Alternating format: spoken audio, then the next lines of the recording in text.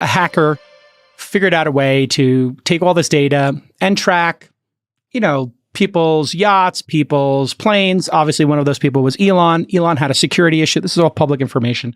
So the larger issue at stake here is the fact that the law allows for people to do this persistent tracking of planes, which then becomes persistent tracking of a person. And what really is at stake here is how we define the term doxing. For people who don't know the term doxing, it means giving a person's location. That could be your home. That could also be you're at a location for some period of time. You're at a hotel, for a basketball game. And it's pretty clear. You can take a picture of a celebrity and say, there's a celebrity here. Oh, Lady Gaga's at the farmer's market. What I object to here, we all understand doxing is dangerous, and it, in fact, is against the law to just give people's addresses and stuff like that.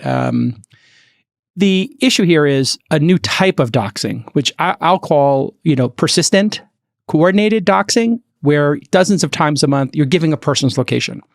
It may not be against the First Amendment, Sachs, I think you would agree, but we have to ask ourselves, do we want to live in a world where whether a person's on an electric bicycle or an airplane or any device in between, somebody should be releasing dozens of times a month a specific dedicated feed of their location? It is terrorizing as a parent when this happens. I've had doxing. People on the call here have had various security concerns.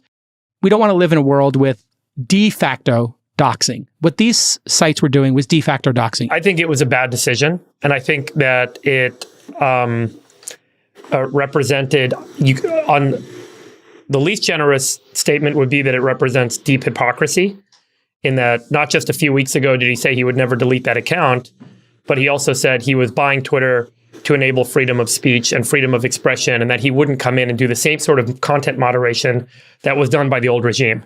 And then he came in and did exactly what the old regime did, which is that he took the rules and he took the, quote, moderation policies, and he found a way to use them to make some editorialized decisions that he thought was appropriate.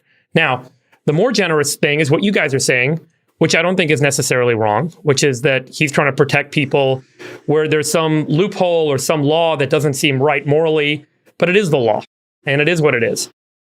In those cases, I think you run into the exact same issue that the old guard at Twitter had, that the moderators and the executives at YouTube have dealt with, and that the executives at Google have dealt with, and that we sit here